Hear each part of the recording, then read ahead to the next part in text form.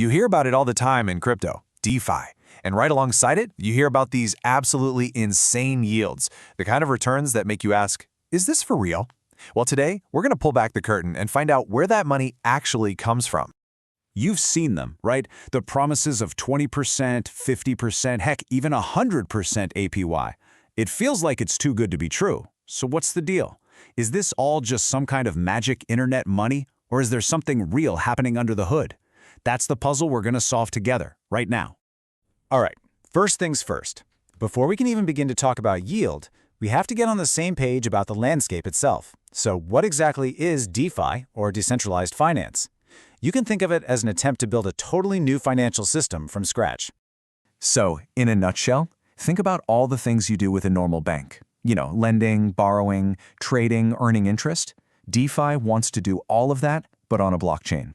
And here's the kicker. Instead of relying on big banks or brokers, it uses these automated programs called smart contracts to run the whole show. No middleman. And this comparison right here really shows you what a huge shift this is. In the old world, a human being at a bank, has to approve your loan. In DeFi, a smart contract just follows the code, no questions asked. Instead of a company holding your money for you, you hold it yourself in your own digital wallet. It's a massive change where you're basically shifting your trust from human institutions over to the code itself. Okay, so where does the money start to come from? Well, the first source of yield is actually something we're all pretty familiar with. It's just people paying interest to borrow money. It's a classic concept, just with a new school twist. It's really just a four-step dance. First, you take your crypto and you deposit it into this giant automated lending pool. Then, someone else comes along and wants to borrow from that pool. They pay interest back to the pool for that loan. And here's where you come in. Because you provided some of the funds, you get a cut of that interest. It's that simple. The yield is coming directly from people's demand to borrow. But wait a second, right? How does the system know the borrower is good for it? How does it know they'll pay it back? The short answer is, it doesn't. There are no credit checks. Instead, DeFi uses this really clever safety net called over-collateralization. To borrow, say, $100, a borrower has to first lock up something like $150 of a different crypto asset as collateral. If they don't pay back the loan, the protocol doesn't chase them, it just automatically sells their collateral to pay the lenders back. Okay, so lending is one big piece of the puzzle. Now for the second major source of yield.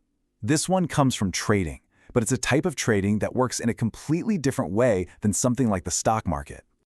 Think about it like this. Traditional exchanges, like the New York Stock Exchange, are basically matchmakers. They work to connect a specific buyer with a specific seller.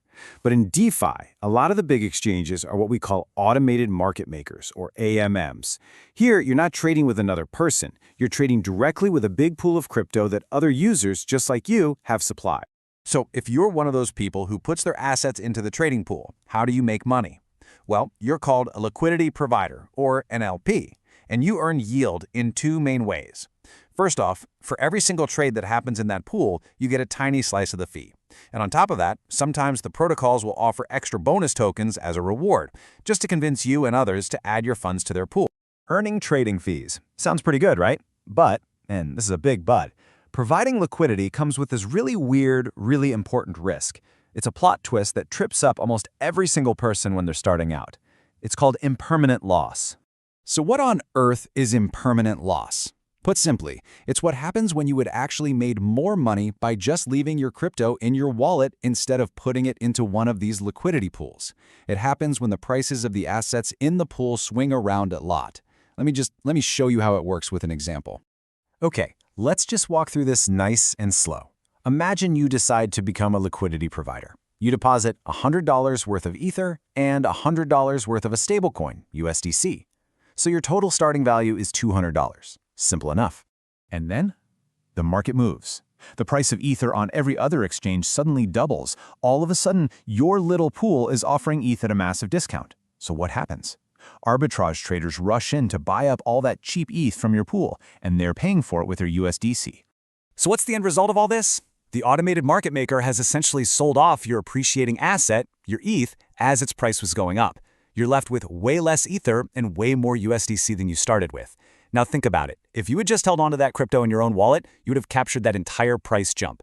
But by providing liquidity, you missed out on some of that upside. And that difference, that's impermanent loss. So we've covered a big market risk, like impermanent loss. But there is a deeper, much more fundamental risk that underpins this entire system. It's the risk that the technology, the code itself, just breaks. There's a really famous saying in crypto, code is law. And it just means that whatever the smart contract's code says goes. It's final. But we have to remember, these are just computer programs written by human beings, and all software can have bugs. And when a bug shows up in a financial protocol holding millions of dollars, well, that can mean your funds just vanish in a flash.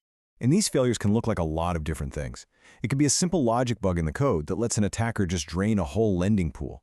Or maybe a hacker manipulates an oracle, that's what feeds price data to the protocol, and causes a wave of wrongful liquidations. Sometimes, the developers just have too much control and can run away with the money. And bridges, the things that connect different blockchains, have been the target of some of the biggest hacks in history. This technological risk, it's the very foundation you're building on.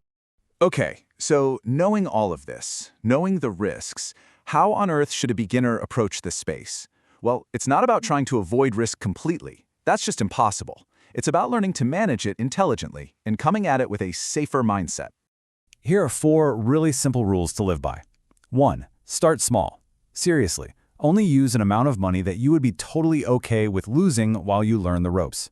2. Stick to the big established protocols, the projects that have been around for a while and have been battle-tested. 3. Treat an unbelievably high APY not as an opportunity, but as a giant flashing red flag that signals extreme risk. And 4. Keep your DeFi play money separate from your long-term saving. So there you have it. The yield in DeFi isn't coming from thin air. It's not magic. It comes from real economic activity, from people borrowing and from people trading. But it's all wrapped in this brand new layer of technological and market risks that we're all still figuring out. It really is a financial frontier. It's innovative, it's exciting, and yes, it can be dangerous. Which leaves us with the big question, are the potential rewards really worth navigating